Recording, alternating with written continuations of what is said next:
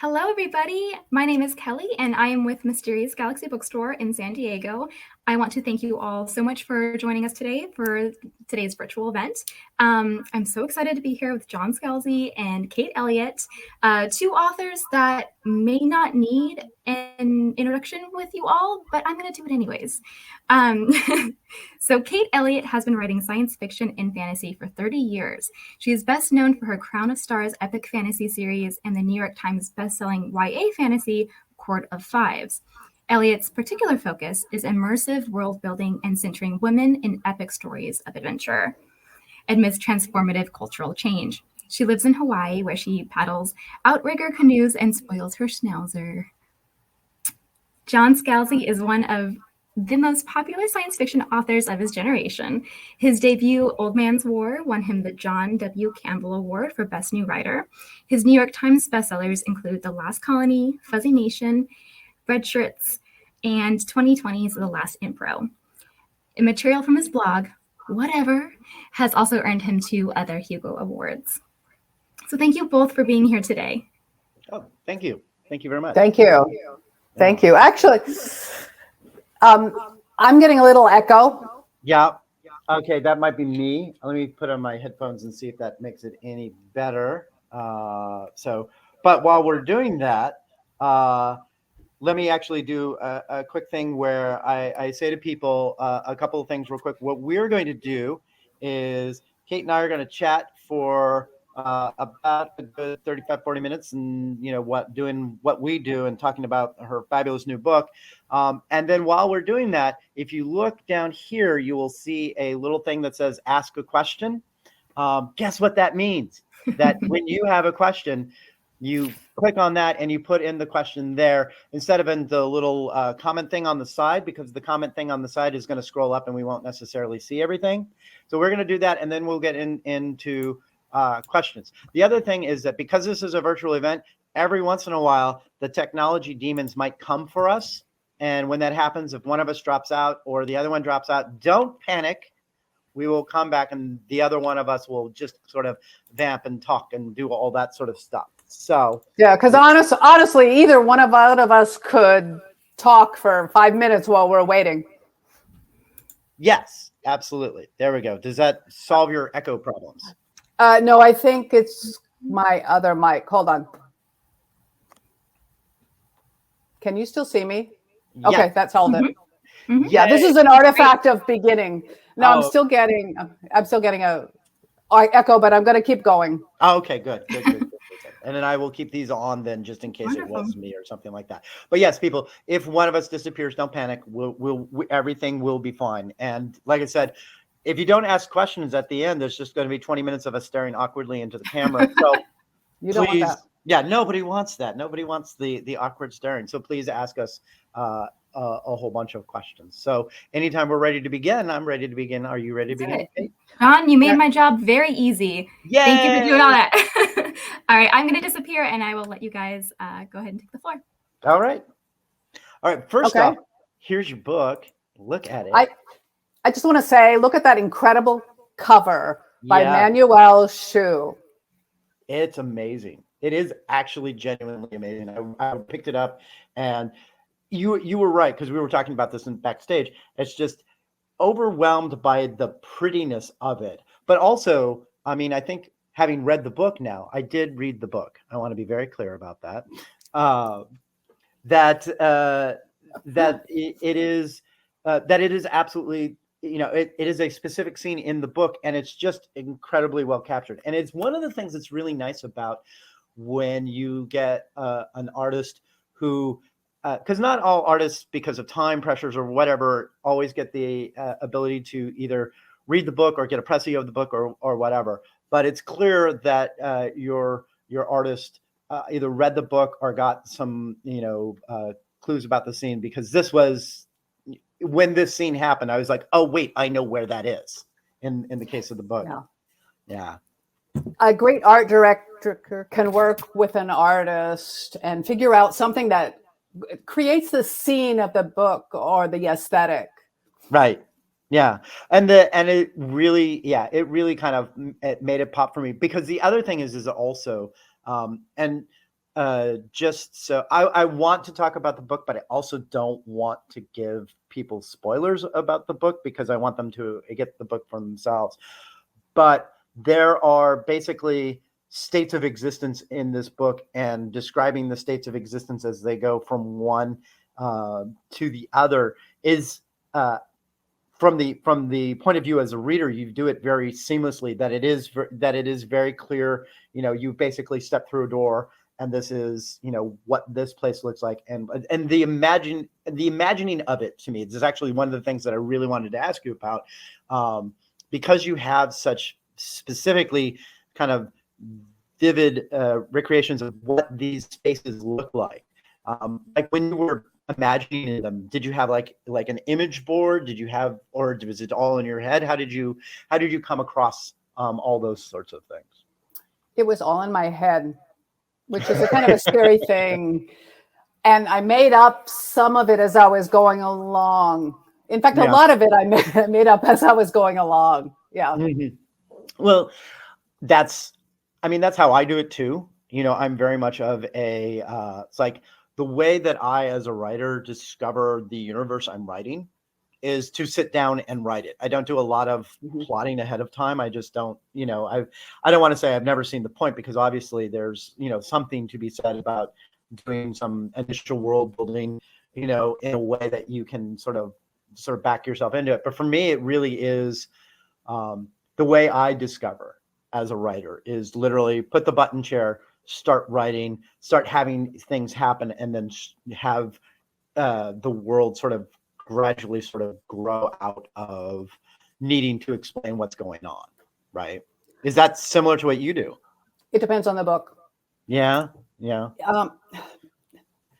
Sometimes I know what I have to do, and I have planned it out ahead of time. You know what? This echo is so bad, I can't deal with it. Hold on. Okay, that's all right. Technical issues are always fun on virtual events. So now I can see you, but I can't hear you. Yeah, I can't hear you.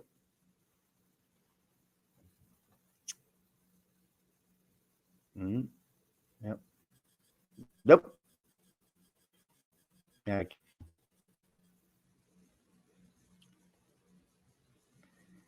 Yeah, no, I still can't hear you.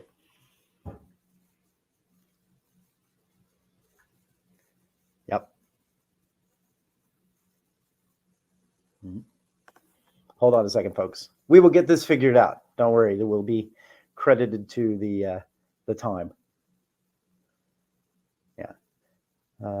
Are you muted? Yeah, there should be a toggle mic button. Yeah.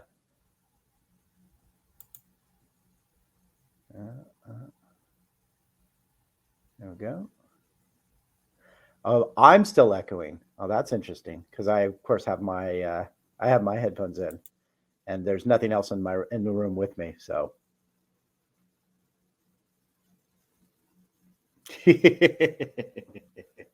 hold on, we'll get it sorted, folks.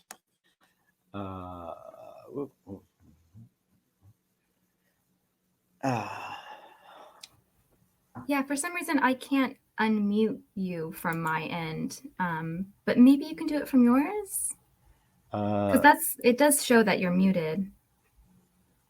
Yeah.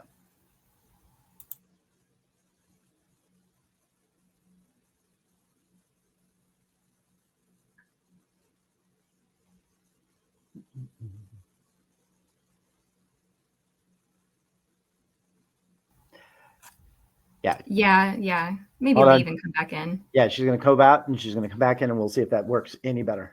In the meantime, I'll show off the book. Excellent book. Excellent cover. She says, John, entertain them. I will entertain you. Actually, I will tell you where I am right now while we're waiting for Kate to come back. I'm actually at my first convention for the year, which is Confusion in Michigan. And we have been, it's a small local convention, which is kind of my home convention. It was the first local convention that I went to when I started getting into science fiction. So I've been going to this for every year since 2005, minus 2020 when the whole COVID thing happened. You remember the COVID thing. We'll never speak of that again. But it's been nice to come back, and it's been nice to see people. And it's kind of funny whether they're like, will you do this event? And I was like, yes, I will do this. I'll be doing it from a hotel room.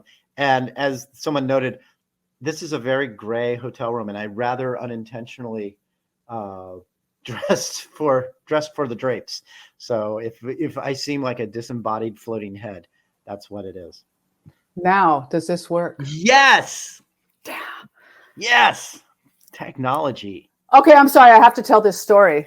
Do. I my shredder wasn't working, and I was like turning it on and plugging it in and unplugging it and going to the auto and the thing. And then my son came to visit, and I said, my shredder is not working. Is it broken? And he went around and looked at the back, and he said, Mom, you have to turn it on first. Ugh. So yeah. No. The thing about the magic of technology is so much technology today literally is, did you turn it off and turn it back on again? Yeah. Because there's either they know that, just doing a hard reset is the thing that's going to work, or literally it's just the magic, right? It's like, turn it off, turn it on again. And I've had that with our TV. We have to do that all the time, right? Because we have a external like little sound bar, right? And every once in a while the sound bar just like, I don't want to work anymore, right? And it just goes back to the regular speakers, and you're like, and you can fiddle with it all you want. And it doesn't matter. It doesn't matter. And so you just unplug it and you plug it back in, and then it works fine. And here we are. We're both here. I'm not echoing. If you're echoing, I can't hear it. So what do I care? Right. All right. I'm not echoing. Actually, I want you to talk a little bit about the shelves behind you, because I was mentioning that when you came on, I was admiring your books and sort of squinting to see what was behind them. But tell people what you have behind your head right now in terms of books. Well, these are a lot of my research books, and I'm one of those people who buys books because I want to have read them. And then if I could just like hold them to my head, or maybe sleep on them under my pillow, and the information could go into my brain, that would be really useful. It just doesn't work. No. So that's one reason I have a lot of books back there. I have a couple other shelves too in this space. But the other thing is that they are actually research books. This is basically all nonfiction back here. And there's two what I call the Alexander Hellenistic shelves that I'm working on for the Sun space operas, the Alexander the Great, swapped in space. And I've got like 2 shelves from the Cold Magic series, or 3 shelves maybe from that, or West Africa and the Caribbean, and then there's Mesopotamia, and there's some Egypt stuff, and general how to make a bow, not that I want to do that, but I had to read that for one book because there was like a 2-page thing where someone was working on making a bow, so I had to buy a book, and you know how it is. You can't. It's like I had to buy the book. You had no choice. You had to buy a book. You had to buy a book. It is both an occupational hazard and an occupational joy of a writer that you're like, I need a book. I can't do anything about it. There's nothing for it. I need to buy a book. I don't do a lot of historical research, so I don't have a lot of the history of stuff.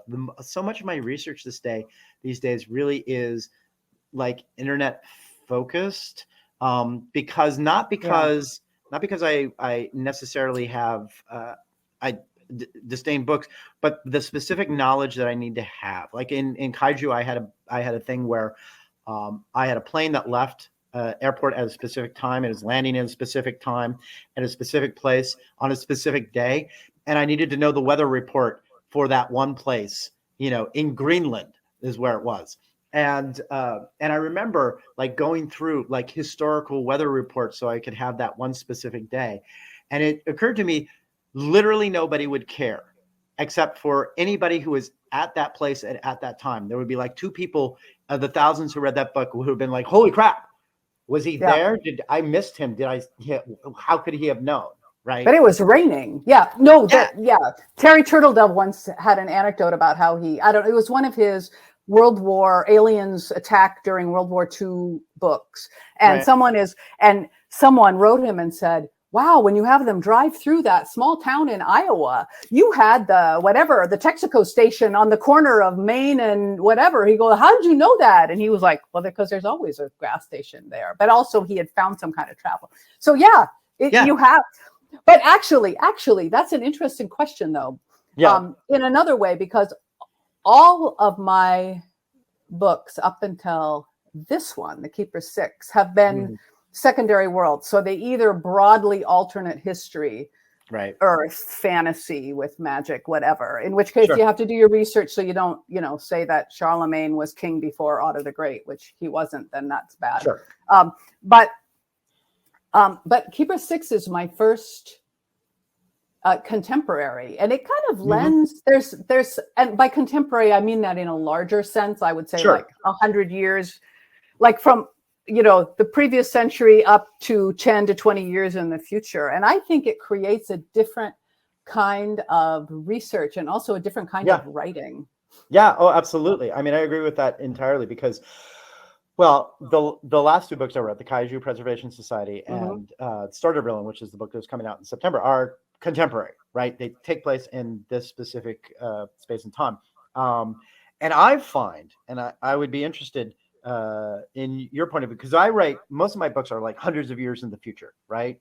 And if I screw up something, it doesn't matter because it's all 1,500 years away. You can't check my math because you'll be dead with me, right? But you do something in contemporary time, and your research has to be better because people are living now. People are doing things now. And I was going to add to that because you have some of the book take place in Hawaii, right? And part of me was like, I mean, you live in Hawaii, so it makes sense that you would do that. But part of it was also how careful do you have to be, even for just the space of time that the book takes place in Hawaii, that you just get it right, because not only will people who have visited Hawaii be looking at it, but people who live there, people down your street will be like, "What were you doing with our state? How dare you?" Well, that's exactly right.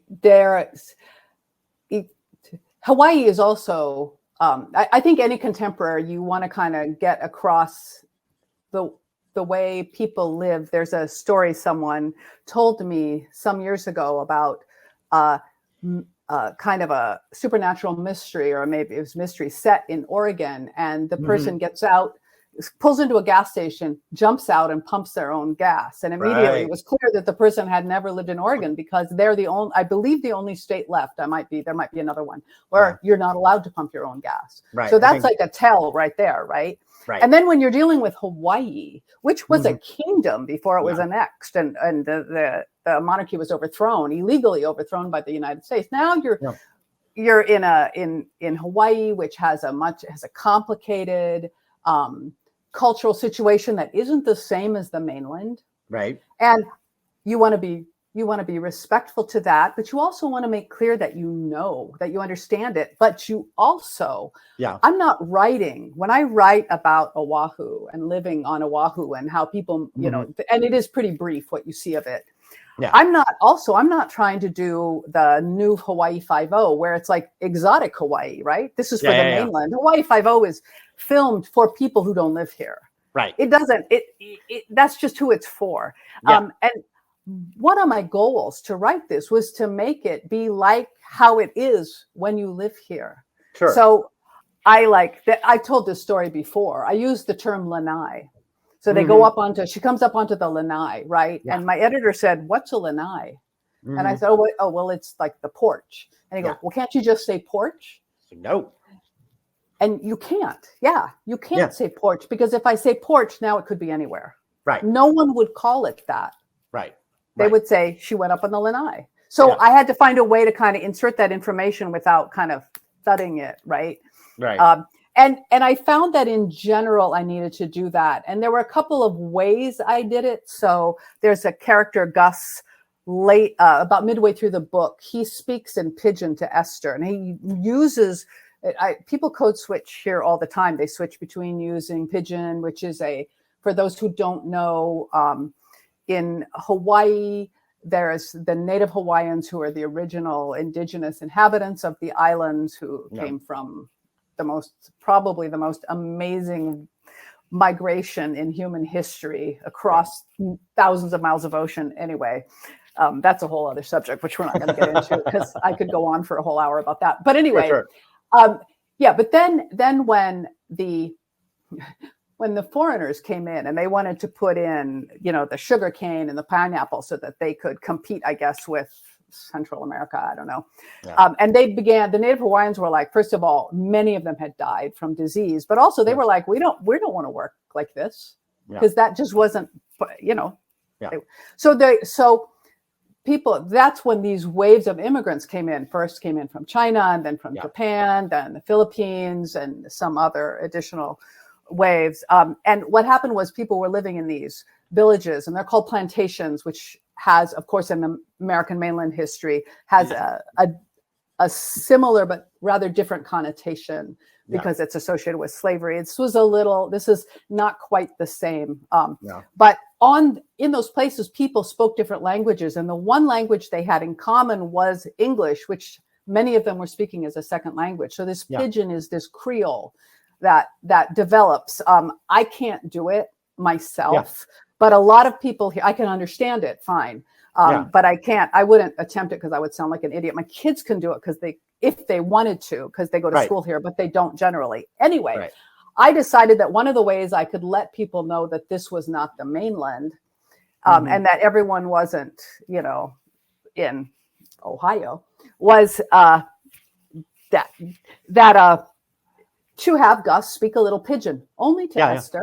Only to Esther and in private. So he code switches with her because she's lived there a long time and she was married to his best friend. But to get that pidgin, I had to ask my son's girlfriend. And I'm like, Macy, I want him to say something like this. So how would you say that? If you were using, and so that's where his pidgin comes from. But to me, those little things give you the sense of how you might feel if you're in Oahu. And again, like you said, if I'm writing a fantasy in a secondary world, or I'm in the far future, and people can say anything and I can make some excuse for it. Sure. But I can't make an excuse for a contemporary. Yes, that's exactly right. And I think that you're exactly right. It is the little things that that people wouldn't just necessarily pick up, but that mean the world, not only for the authenticity of the world that you're trying to portray, but also, the fact that, and you bring up Ohio, but but like the people who live in Ohio actually appreciate the little bits of things about Ohio that I put in, not just because they're like, you shout out to Ohio, woohoo, but also they're like, you see us, you recognize that we are a place that we are valid, and also you got that detail right. I mean, this is and I think this is one of the reasons why, so often people, when they write about places, like the places that I've written about in contemporary time have been like Chicago, where I went to University of Chicago, the Washington, D.C. area where I lived for like a number of years, and then LA, which was where I grew up. So when I read about those places, people are like, oh my God, you understand, what this is. And it's like, how did you know that? Who did you talk to? And it's like, I talked to me because I lived there and I'm lazy, but no, but it's actually because, well, this is just me, and it might not be true for other people, but I'm very physical landscape based. I need to feel like I understand the physical nature and kind of like the physical aesthetic and the physical feel and the, I don't know, aura of a landscape before I feel like I can really write well in it. So I wouldn't set a story in the South, for example, or in a place that I had never been. Right. I might move through it if I needed to for the story. But even my JARAN series, which is set in large part on kind of plains, steppe area. Someone once asked me, oh, it seems so real. And I said, well, I went to summer school one time in Wyoming. So that's just Wyoming. Sure. Because that was what I could draw from. Right. Yeah. Well, and I think that it's very important. Now, having said that, wanting to have that sort of scope of place and that sort of feeling about it, I want to come back again to the thing where you've imagined these, these different spaces, the keeps and the entrepots. And how do you pronounce that word? That's a French word. I don't know. Okay, anthropology. You know, and I the learned thing to is, read by, I'm a visual reader. I don't know. no, I know. Yeah, There's like, yeah. like it's like, how can you tell Anthro- the people who learned language from reading from the people who learn language from Yes. speaking is that they Yeah. have all these words that they use, but they don't know how to pronounce. And I've got Yeah. a list. Yeah.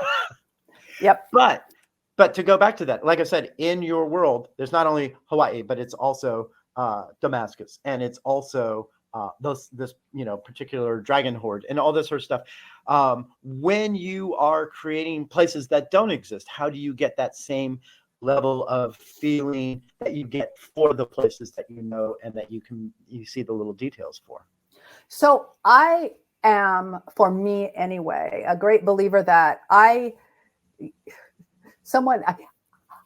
I'm always going to write out of my experience, and I'm always going to write out of being a human being, and I'm always going to write out of what I know about Earth, right? Yeah.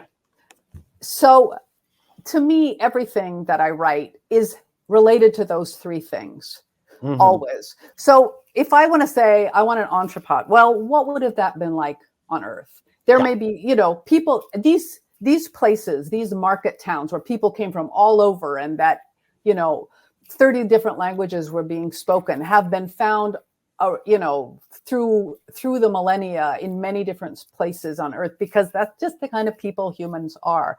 So I thought about that. And then I thought about the constraints of, well, first of all, I had to figure out how places could exist and what dragons could do. And again, I'm drawing on the dragons sitting on their hoards, which is a Western dragon, a thing.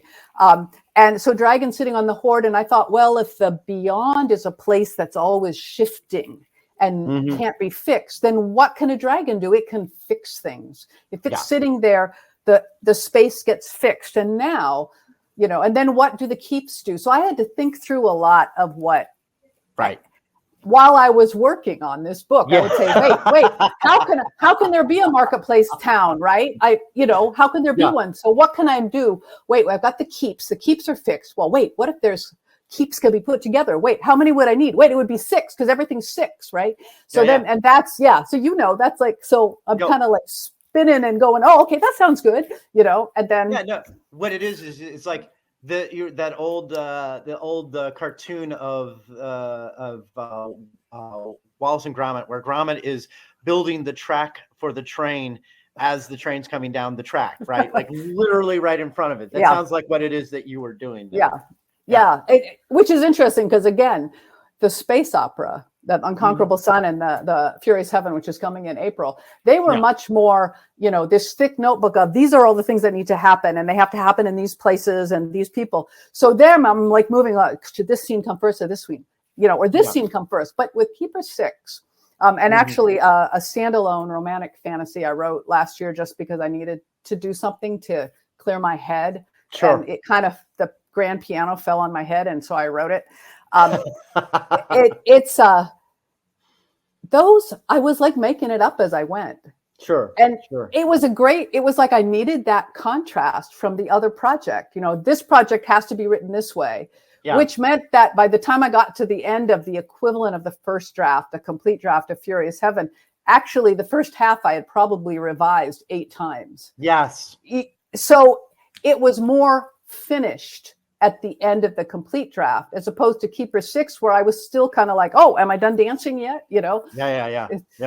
Have I reached the other end of the tightrope or the track? Oh, wait, I've reached the end. Now I can go look back and see what I have. It's like, woohoo! It's great. Yeah. No, it's funny you mentioned that, in the sense of, because to get into the woods about craft stuff, the whole thing of, because when I write, people ask me like, how many drafts of your book do you do, right? And I go, I type the end and I send it off, and they're about ready to murder me, right? But then I make the point which you were making, which is I've been editing as I've been going along, because I'm sitting down and I'm making it up as I go along. So I'm writing in chapter 10 about something that has happened, and I'm like, oh, I need to go back to chapter 3 and plant that seed, so that when people read this, they'll be like, oh, he foreshadowed this in chapter 3. That was very smart of him. And the answer was no. I completely didn't know it was there until I got to chapter 10. And then I came back. It's the process that people know about as opposed to the writing. But it is interesting because I tend to do that all the time. It's very rare that I actually like do a whole lot of plotting, but it sounds like you do, depending on project, it's you do it one way or you do it another. Well, the space opera, this particular space opera, the gender swapped Alexander the Great, is a little different because I am actually using the history pretty extensively. It's altered a lot. Sure. But I'm using it, but I'm actually adhering to it quite a bit in ways that people who really know the history can see. I had a beta reader for Furious Heaven, and she said, "Oh, there's this minor character in this one thing," and she goes, "Oh, that's so and so who will have a minor but important, crucial thing to do in book 3." Now, most people aren't going to recognize that, but she's an Alexander scholar. Yeah. Right. Yeah. So she knew what it was. So that's in some ways a little different than, but first books for me often are kind of figuring out what I'm doing. And usually by like the third book of a trilogy, usually I'm like, even if it's a complete secondary world, usually by then I've set up so much stuff that there's, it's like you're closing doors as you go. So the doors close and now you just got at the end, the last third or quarter or whatever, there's really not much you can do at that point because you've set your time. But in the early stages, anything is possible. That's absolutely right. And for me, so much of my writing in the early stages is I just put in stuff and I just, what's the reason to put it in? It's like, because 15 chapters from now, I will need something to solve a particular problem. And I was like, oh, wait a minute, I put that in chapter 4. And then the chapter 4 thing pops up. And then of course there's a whole bunch of stuff that doesn't work. And then that's when you go back and you trim that out before anybody sees it. And it makes us look like geniuses as opposed to like, I don't know what the hell I'm doing. I'm just going to keep going until I figured it out. Which I think is... Oh, hold on. I got to say something to that because this is really funny. So in King's Dragon, King's Dragon is book 1 of the Crown of Star series, which is 7 volumes, and they are long. There's we're talking serious medieval epic fantasy, for days, right? But I put this stupid 7-line poem into King's Dragon early on because I don't know, I was young and I just had to put a poem in, right? Well, why would you know what? That poem becomes the structure of book 4. Yeah. No, did I do it on purpose? No.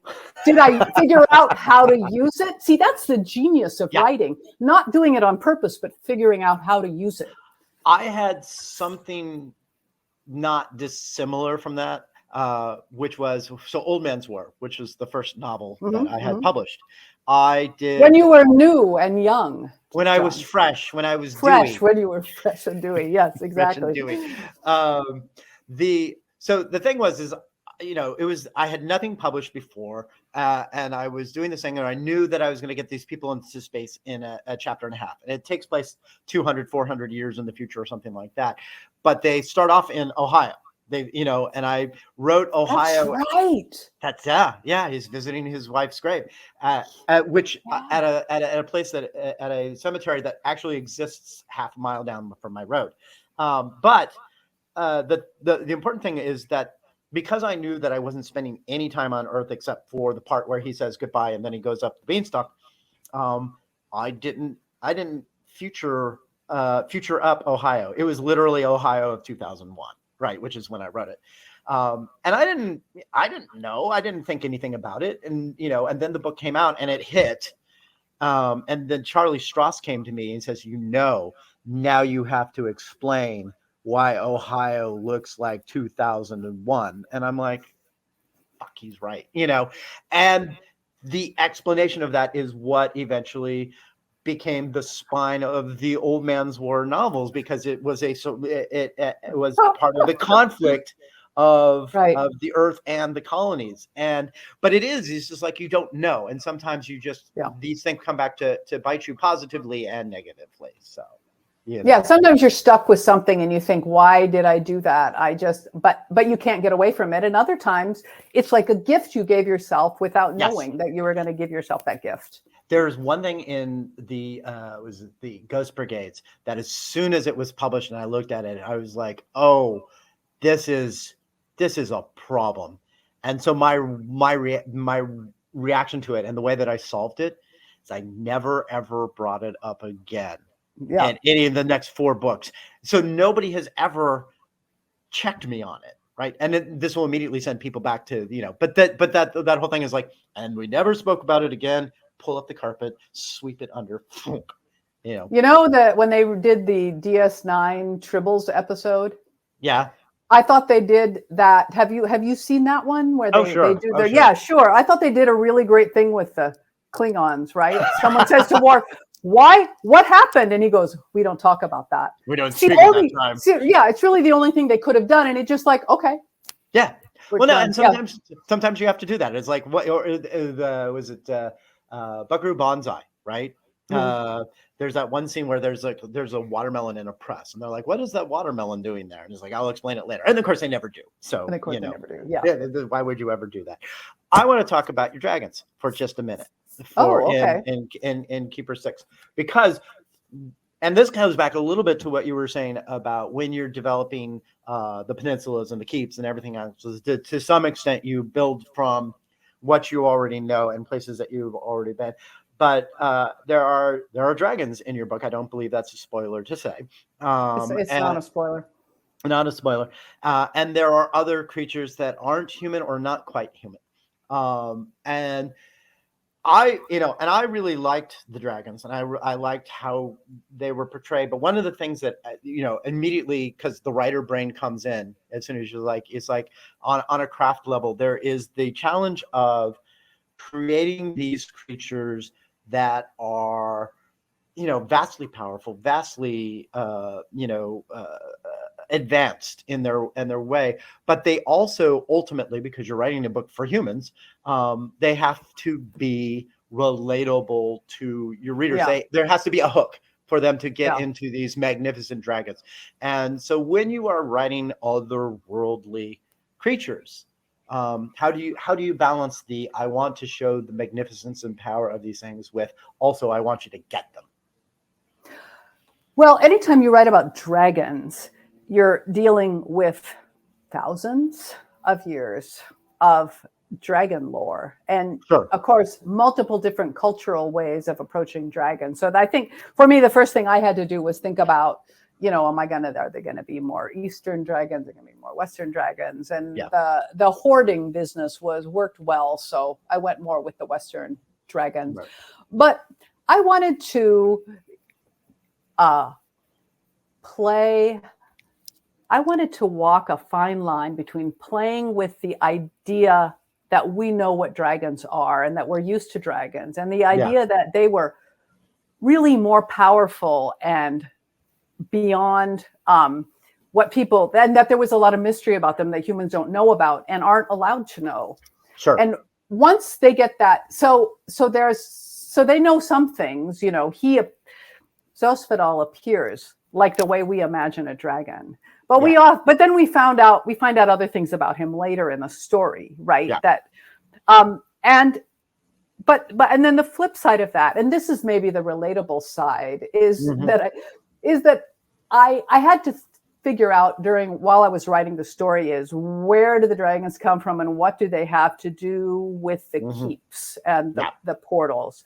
And once I had figured that out, and once I had decided that this wasn't going to be a story about that, because this is a story about a mom whose son is kidnapped and she's going to get him back. That's the story. Yeah. And then I had to decide, okay, there's going to be, if I wanted to write another story in this multiverse, I could, and that would have more to do. Then we would delve more into the dragons. But what I really thought about is these dragons are so powerful. And because there's that whole secondary little subplot about union organizing. Yes, which I loved, by the way. Thanks. I loved it. I loved it too. That was what put me into saying, well, why wouldn't dragons just control everything? And once they're controlling everything, we don't understand who they are. They're these they're the big they're in the boardrooms, they're in the concilium. By the way, Zen Cho gave me that named. I said, they need to have a council, but I don't want to call it a council. And Zen Cho said, how about concilium? And I said, yes, that's it. It sounds there important. You go. Yeah. So once they have that, then they're like very powerful, and people have to do what they say, or something really, really bad will happen. But then it also, as happens toward the end of the book, it also means they might have their own issues with work-life balance. So, you know, in a way, when you're dealing with something like dragons, in a way, at least for me, I am making them relatable to humans. So are they meant to be humans? No. They're meant to be something bigger and better and more powerful and a little different than humans, but they can have some of the same problems that humans have. Sure. And that's that intersection of relatability.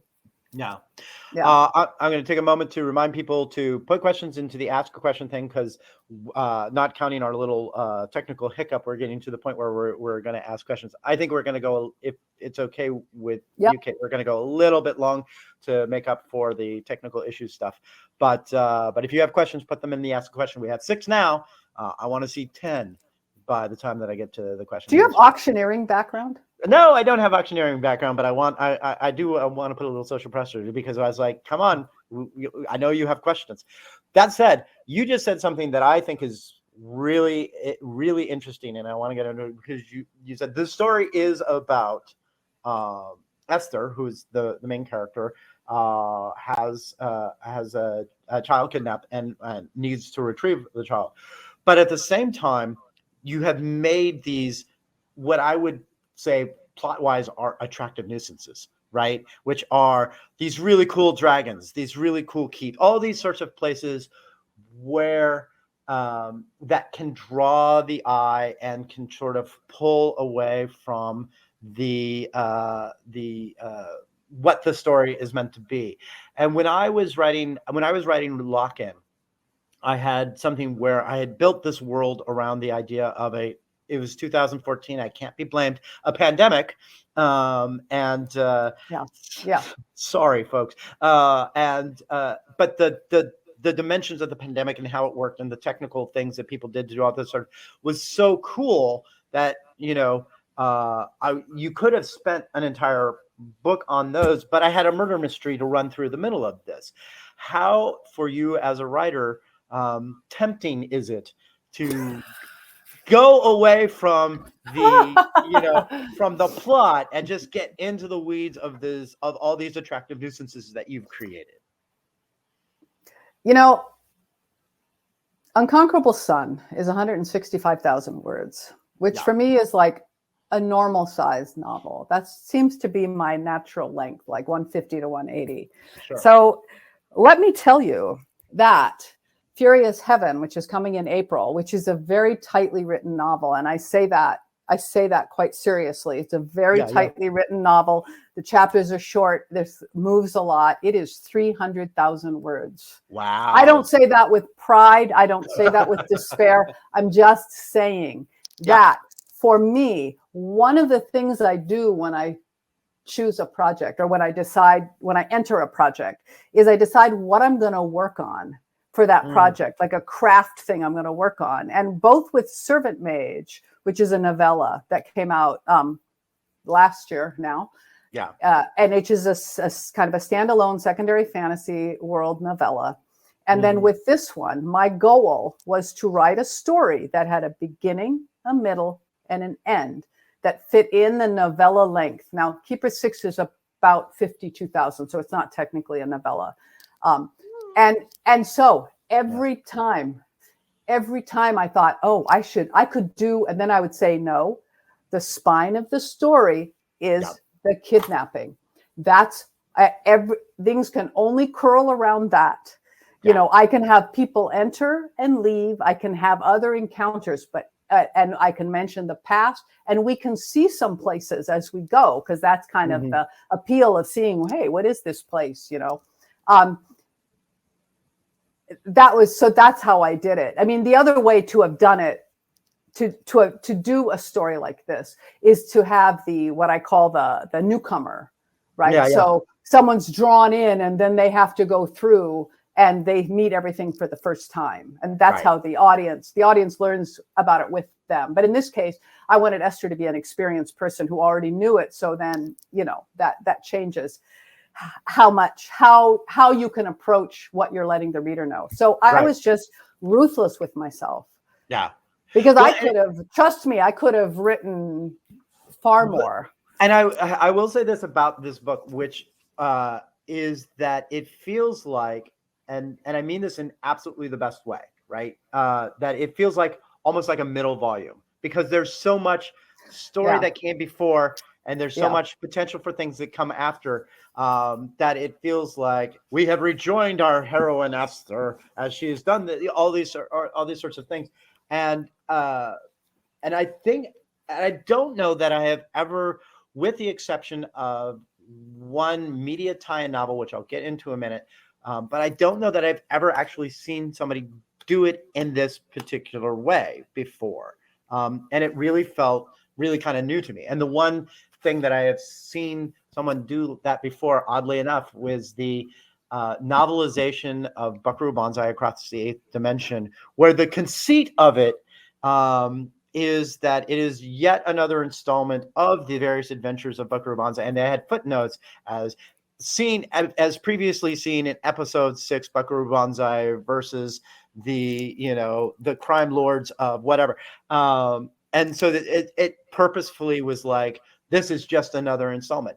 I don't want to say like this is just another installment, but you very do get the sense of Esther is not new. This is not new to Esther. This is not, and the including on this is actually something that I found really fascinating. So you talking about the fact that you were like always having to keep the spine of it, but still trying to do that including.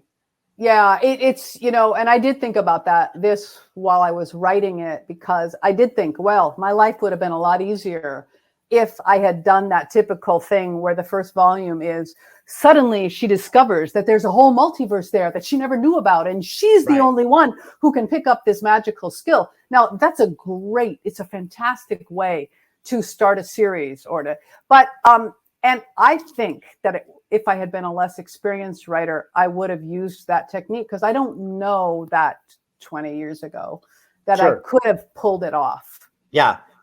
But I felt like I could pull it off now. I mean, people are always, I'm always going like, it's too much world building. So it's either the book is, this is the main complaint I get. Besides, I have many wonderful readers, and I love you all, many wonderful readers.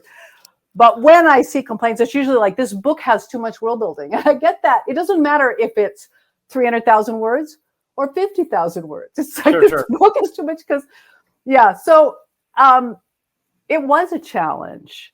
I will say that that this story, the opening page where she gets the phone call, and it's her son, I wrote that down like 8 years ago. It just popped into my head. And I wrote it down, and then I put it in a file because I didn't have a story to go with it. Yeah. And it just took that long for a story to attach to it. So it always started there, and she always knew. And there is something for me personally as an older woman that I wanted to write about a main character who knows her stuff. Sure. And has a lot of experience. Because so often we get the fresh-faced young one who learns because, again, it's appealing, and we learn with them. Yeah. But I wanted to write Esther. Right. Well, Esther doesn't have to be a mentor here. Esther can carry the story, and I think that's actually an important thing. Use it. We're going to get to the questions right after I say this. But you said something that I think is actually really important. The thing of 20 years ago, you couldn't have pulled this off. And this is something that I feel very keenly. Like, I go back to Old Men's War, and I love Old Men's War, but I definitely see the seams. Do you know what I mean? Like, I know where it's like, I see where I stitched that before. Or this is where I stole from that particular thing. And it's a story that it was very episodic and was very on a rail. And the reason it was episodic and on a rail was because that was the story I could tell at the time.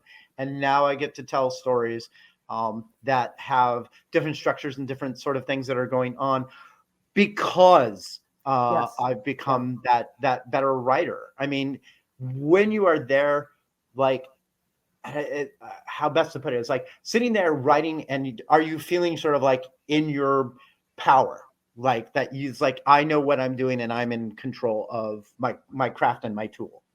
Well, I mean, either I'm either in that mode, or I'm in the, oh my God, what am I doing? I'm never going to be any good. Why do I not know how to write a book? This is never going to be, I can't make this scene work. Why don't I just give up? I mean, I have this seesaw, right? But when the writing's going well, yeah, or when I have to revise, I actually really love revising, because I didn't used to know how to revise. When I was beginning, I didn't understand. I would write a first draft, and then they would say, well, you need to fix X and Y. And I would be like, well, how do I fix X and Y? I don't know how to fix X and Y. Now I have to stop myself sometimes from going back and constantly revising, because I need to get to the end. Because getting to the end can be the hard part for me. Yeah. Because then I know I can go back and fix it. But yeah, like when I wrote that standalone, I just last summer decided just to write a book on spec, just to write something for me. Yeah. And there were many times writing it where I thought, wow, I kind of know what I'm doing. Yeah. Yeah. And it's a great feeling, right? Yeah. The very first time, this is going to sound weird, but the very first time I felt like it's like I hit the target that I was aiming at, right? Which is different from I'm writing it and I'm going to find out what happens. But no, this time I was like, I'm going to hit that, is when I wrote Collapsing Empire. That book did exactly what I wanted to do. And I hit that target. And I was like, and that was 10, 15 years into my career where I was like, and it took that long where I was like, stuck that dismount exactly. And it was the difference between I meant to do that and I meant to do that. Right. Yes. And that's one of the things I love about writing novels specifically, is that this is an art form. I mean, musicians do this also. I mean, really any art form, really. But the experience that you bring to it, if you are diligent and you are, care about what you're doing, you get better. Yeah. And when you get better, you can do things better. And it's just very fulfilling. Yeah. You can do stuff that you couldn't have done before. Yeah. And I love that about it, because it means that there's no limit. You can just keep getting better to the point where, you keel over or whatever may happen to us. But never us. We're going to live forever. Well, the evidence suggests that we will die, but we don't know, right? From an actuarial point of view, I've lived every single day that I've woken up. So exactly. So what are the odds? What are the odds? The odds are good today. So. Well, this minute, for the next minute, the odds are good. Yes, exactly. All right, I'm going to get into some of the questions here. Oh, whoa! Look, people! I'm impressed. You went over. You went over the target. I'm very, very, very, very glad that my peer pressure worked. First one, RW. Keeper 6 Multiverse feels like it has so many stories just waiting in it. Do you have any other stories within this world that might be pursued later? Yes. If the opportunity arises, specifically two more novels. I've written the beginning of a second one, but I haven't. Well, novels or novellas. But that's as far as it's gone right now. Yeah. And then, of course, folks, if you want more stories in this universe, well, yes. If you want more stories in the universe, buy the book now. Get your friends and your enemies and people that you never knew before. Accost people on the street. That is the best way to get more stories. Right, and I do understand that Mysterious Galaxy has it in stock and may be able to get you some book plates for it too. So, and there we go. Next, what made you add union organizing to the story? Union organizing is fun.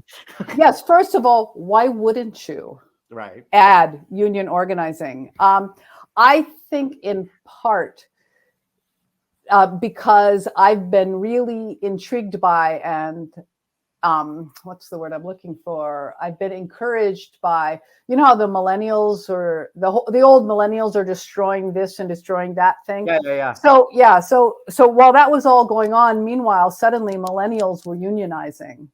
My kids are all millennials, and I just thought I want to give a tribute to all these people doing the hard work of unionizing in terrible work conditions. And also because the first glimpse of the dragon's hoard is in my mind when Esther looks down. This isn't really a spoiler. When looks down and sees people in the warehouse, I was thinking of Amazon.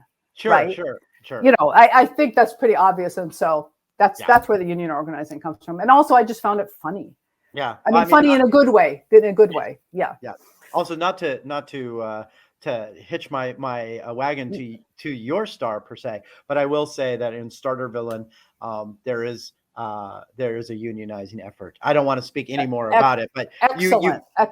you've caught the wave, and I'm catching it with you. Okay, next question. There's not a ton of science fiction fantasy with moms as the main characters, often because they are dead. Lol, sob. How do you decide to structure the story that way instead of a kidnapped partner or parent or etc.? Because I'm a mom. Yeah, that's it. That's it, man. I mean, literally, I meant what I said before. This first scene where she answers the phone and it's her son, and he's an adult, so it's not about a small child in peril that some young curvaceous woman in spandex is going to rescue, or her short skirt, I don't know, whatever. Right. Yeah, that she's and it's his mom, and because your kids grow up and you still, I mean, in almost all cases, you still have a relationship with them. Yeah. And that is where it started. So it was always about her and her son. Yeah. And moms can be fierce. Yeah, you don't. I wouldn't cross a mom, with their kid. I mean, I remember my wife, when our daughter was younger, like she would murder. I mean, she would literally rip someone's heart out and show it to them if they ever did anything to cross our daughter. Now my daughter would do the heart ripping out on her own, which is of course, one of the advantages of having Chrissy as a mom. So exactly. Do you read books while you are writing your own? Well, I read a lot of nonfiction. So I read nonfiction kind of all the time, sometimes for research and sometimes for, I don't know, whatever, because of me. I do read fiction while I'm writing. Oftentimes I will read fiction in a different genre so if I'm writing a fantasy novel, I might read science fiction. Right now I'm reading, because Navy son, twin A's, girlfriend wanted me to read the Marcus Gideos Falco series. So I'm reading that right now. So that is a nice piece of world building, right? But it's mystery. So I can read that and be writing science fiction. And usually outside of I don't read the same kind of thing that I'm writing. I find that interferes too much. Not that I think I'm going to like borrow from it, but it just gets in my head in the wrong way. Right. Here's a very specific question. Again, I don't think it's a spoiler to share it. The group of people that Esther is with are called hexes. And so since the hexes are groups of 6 and the group dynamics between the characters were so much fun, I kept imagining the story as an incredible Dungeons and Dragons campaign, which made me wonder if you ever play role-playing games. And if you do, does playing them affect how you write or vice versa? So I don't, I have played RPGs. I was long ago, when Chaosium, which some will know that name, came out, they brought out a basic rules set of fantasy and superheroes, and it was a rule set that could be used for fantasy, for science fiction, and superheroes role playing. I play tested that, and I've done like a Call of Cthulhu campaign as a player, but I don't play much. My kids all do, so that really counts, right? I don't. Yeah, so if our kids do it, it's like we did it, right? Well, you pick it up by osmosis, right? Yeah, I mean, and I so I've been around it all. I just don't do it because I just can't sit for that long. I'm an athlete. I can't, I can sit for an hour and then I have to get up. Yeah. I don't have the patience to sit for long games. That's why I'm not a gamer either. it's like, I'm like, okay, gotta go. Let me go race for 8 miles in an outrigger canoe. That sounds like, to me, like, let me like be dying at the end. That sounds a lot more, that's what I can do. So a lot of it is just, I don't have the patience. I was about to say, this is a sharp division between you and me, because my ability to sloth has not yet been completely plumbed. So I think you need to work more on that. But on sloth or avoidance thereof? Sloth. Oh, no. Mean, sloth is great. I mean, nobody believes me when I say this, but it is absolutely true that I have crafted my life to be as lazy as humanly possible and not starve, right? And I say that to people, and they look at me and they're like, you have a novel and a short story and a novella coming out this year, and you're doing stuff and this and this and this, you're lying. And I'm like, no, this is, I mean, I've been fortunate in the writing thing, but a lot of that is just very bursty. And then it's like, so it's like, a month of work, and then it's like 3 days or 3 months on Twitter, so, which I need to change anyway, because social media has become this toxic pit. But anyway, so I got up at 6 a.m. this morning and went to practice, and we paddled 8 miles. And then I came back, and so like that's me. And I'm like, no.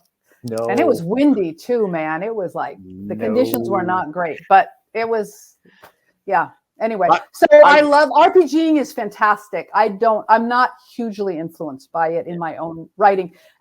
This story was probably more influenced by Leverage, the TV show. I don't mean specifically, but the idea of that dynamic.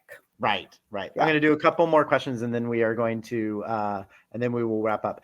And I think this is kind of an interesting question. Speaking of generations, and your kids and you and everybody else, does a reader's generation affect their perception of dragons? For example, Dragon Riders of Perns versus Game of Thrones versus like Pete's Dragon, maybe, I don't know. But yeah, that's kind of an interesting question. I know that when I was a kid, dragons were generally seen as big, powerful, often, if not, they were, there was a lot of stories about killing dragons, right? Yes. St. George, dragons were to be killed, like wolves were to be killed. And I watched that change in literature. Yeah. So now dragons are a cool thing. And I recently saw a book come out where dragons were bad, terrible things and had to be killed again. And I was like, oh, now we're moving back around. Now this seems new again to people who didn't grow up with it like I did. So I think in that sense that dragons became like something cool to be seen as cool. And that's in Western literature, by the way. I mean, this is obviously going to be very different in Eastern literature, where dragons have a very different role to play in the culture and understanding. Yes. Last question says, I appreciate the recognition of different books and different authors having various approaches. Do you have any advice for newer writers to recognize what would be the better approach for a given work? So, like, when you are approaching a particular work, is there any way to sort of look at it and say, this would be a better approach than this? I have to say that there may be, but I only know how to do things by just doing them. Mm-hmm. And then you mess around, you make mistakes, you get stalled out, you get frustrated, you put the project aside, you do something else, you come back to it, you say, oh, wait, what if I did it this way? But I've never done it this way before. But let me just try that. And then suddenly it works. But for me, more than anything, it's this idea that I've learned to trust kind of my gut.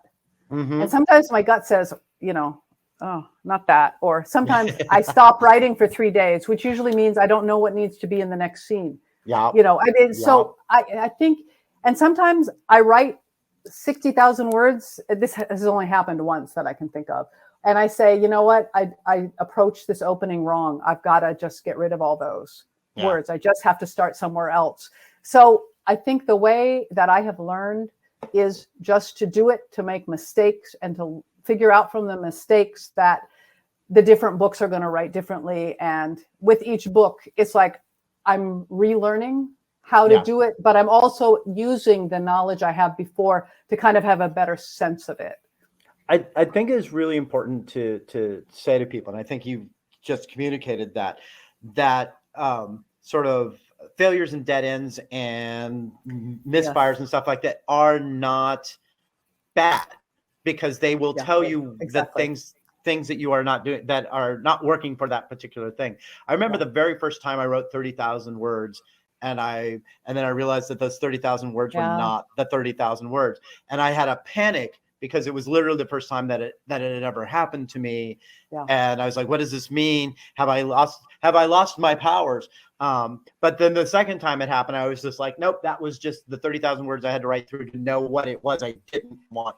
And it was a very different emotional dynamic. And I was prepared for it the second time. And so, that the failures are not failures is basically the thing. I guess what I would, that no writing is wasted. Even if it never sees the light of day, even if you throw it all out, it wasn't wasted. You've learned something from it. Yeah, absolutely. Ladies and gentlemen, and everyone else, The Keeper's 6 by Kate Elliott. It's wonderful. It's available at our friends at Mysterious Galaxy and other booksellers, so please go and get it. Kate Elliott, thank you so much for being such a fascinating person to talk to, and thank you to Mysterious Galaxy for to having us here tonight, and thanks for all of you for taking time to come say hello to us. John, thank you so much for agreeing to do this. I don't know if they twisted your arm or sent you licorice or whatever. I wouldn't know, and they'll never tell me. Thank you so much. I knew this would be great, and I want to thank Mysterious Galaxy, a fabulous indie bookstore, for hosting us. Well, thank you both so much for being here, and for everyone who showed up and sent in those questions. I mean, the peer pressure works, John. So you can purchase Keeper's 6 if you want more stories from Kate Elliott in this world. You got to buy the book. That shows that we love her work. So go ahead and do that. And if you buy it between now and a week from now, you should get a signed, personalized book plate from Kate. So that's always exciting. And then, John, I wanted to mention that the Kaiju Preservation Society comes out in paperback next week. So Tuesday. Yes. So thank you excellent. So much for being here. Yeah. Thank you. Bye. Thank you, everyone. Thank you all for attending. Yeah. Bye. Take care, everyone. Bye-bye.